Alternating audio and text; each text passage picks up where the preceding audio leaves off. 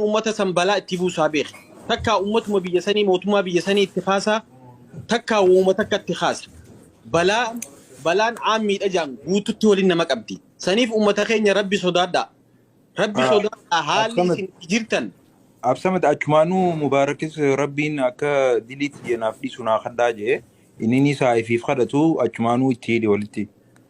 ربين دليسها أرارموف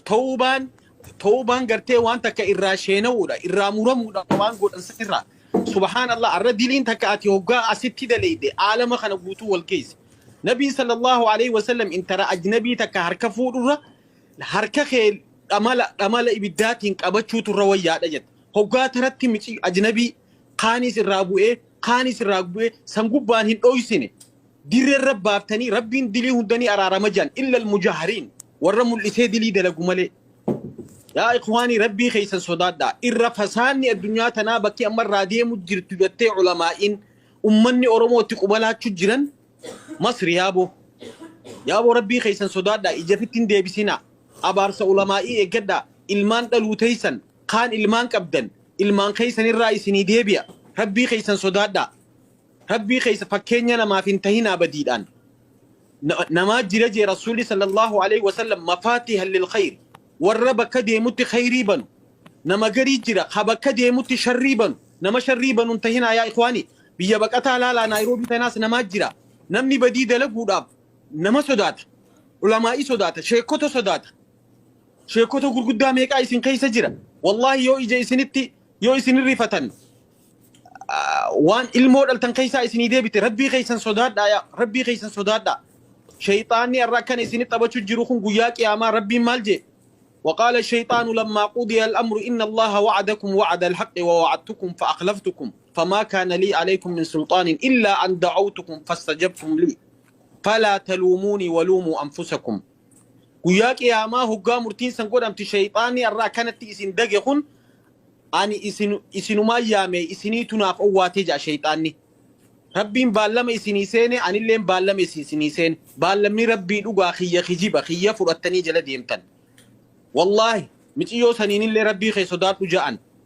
سلان ان كان سنيمتي نبي ايما امراه تعطرت خرجت من بيتها فهو زانيجا مالي وان فولد دبتني افاني دبتني دي من كان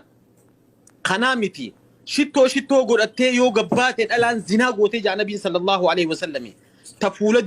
ديمتي ميكابي فولد دبتي قرر ديم تنامتي ربي غيسن صدات دا المون انت لنكبتو فاميلين كابو نمني يا أخي نمني والكابو نجرو يا أبو ربي صدادا إسنيت إيريسي جزاك الله خيرا وان غاري رادو بتيتا واليادة تشيسو وان برباتشيسا وان غرتي حقاتكن وان رادو بتمو قبو سيكو فامتي وان شكوتين راغو قدون راغباتي دبتشو قبو أستاذ غلطون توي قول ميرا نما قلتي جنة وان تكواني قلت من بودرة مال غونا وان تقرأ فيديو تنس واني غون أبدي ناجر إن شاء الله إسلام دانيت مالقرسنين شيكون غريس ميرا سيدنا أن اللي نان أرى خنا تعالى ربي خينيا يودلن سو ربي خينيا نواباس إن شاء الله أبدي هنا نعرف إن شاء الله جئي هواس خينيا وان جت وان غري السلام عليكم ورحمة الله وبركاته الموت يصيفا قدسو وان جو كي تقولني سنجرتي تنقولني سنجرتي وان تك نمني وان نقولن نمني إدمي نما إنتو قرام ومني يرولا مبولا تك تندتي بوجاني وان جو كي تقولن إيه نما خنا أجندا وان غندوم مار خراب راج جيروني وان جرتي توني إخا إن بيتاني وأنا سني مني بيتا توي سني إن شاء الله مي ربي نوس هاجي جيرو سني اللي هاجي جيرو جي هواسا وان جتو ريف اللي منا إنه تتي وقفلات مترتني وان سيريس حقيقة ربي برت اللي ما رجويات كل ما ديمنا وان كان كم قنا جرى فيديو فتحنا أتاتيس كاسو قبدا ومن اللي هكاسو توبة جتشون وان تكشينا واني ديليت قداني ربي نتخرجوا أكنا كرتة فيديو تكوي جوالي بوتامي فيروس تي فورمات غوتا مي هايتي كاستي قلقليستي كاسيتي كهلينتا توباني سكزت وانتا كرادي بويتشو يوتر يا دوغادا وان كان جلقا براتيكا هانغادا غودتا جنيتين ايني يا نيتون كا كوما تسا اجندا ما قوما نمني والعرب سكان جيرا جنيتي اسوما تا وجرو منياتا توري ما هوتيل توري سان جيرا جنيتي نمنيتشي ابابو غورغورتو كورفناني رافوني فيديو تارلي نو جنة na har kuma do isi akuma namni baso irra haso wan barbade fanis jalqaba kallacharra dhungade samboda funganare dhungade sanuma namni abdiin hidhii dhungata jedhanii yeroo san walii gad oofanii garuu namni sirriitti ilaalee zoom godhee ilaalee hundi beekaa ajandaaf akka ta'es ni beekanii sana soo haasayaa ture jiranii akka tasaa karammeetuun keessa buute jechuudha. Kanaafi sun hangana guddateetiin irraa haasayamas jenneetiin eeyinee kanaaf dhiifama gaafannaa rakkoo hin qabu kan kana boodaatiif ammoo wal sirreeffannaa wal gorfannaa. Isin Abu Mu'aaz namni hanga feetanuu isin miidiyaa irratti waan feetan nuun jettan nuti keessan baranneeti jirra. Namoonni garuu amma sheekonni amma haaree dhufan maaliin kunniin nun beekanii yoo nu beekanii ijoolleen kun eessa jedhanii jalqaba dhufanii keessaan yoo nu gorsan hayyee jennee fudhachuu dandeenya jechuun jalqabumarraa miidiyaa irratti bayanii dubbachuu irra ajandaa maal arganne maal wanta goona jedhanii wanti gochuurra osoo jalqaba nu gorsanii nama nu beeku yoo nu beekis nama nu beeku rannu yaa warra kaayiroo kuni isinirra beekee miti an hunda keessanirra wallaala beekumsaan illee na caaltan beekamtiin illee na caaltan waa hedduudhaan na caaltan garuu isin hedduun keessan ijoollee islaamaati ilmaan nama musliimaati feemasummaan daangaa qabdi. Namoonni beekamtii qaban akka keessanii silaa hawaasa kanaaf fakkeenya ta'uu fi waan gaarii hojjechuutu irraa eegama. Beekamtii rabbiin siif kenne kanaan waan gaggaarii dhalootaaf yoon dabarsin beekamtiin akkasii fi feemasummaan akkamii bu'aa tokko hin qabu kasaaraadhaa jechuudha isiniif. Ani akka mataa kiyyaatti akka wallaalaa tokkootti haadha manaa kiyya ija namaa duratti nama ittiin xaxxabatee miidiyaa kanarratti na naannessuu miti.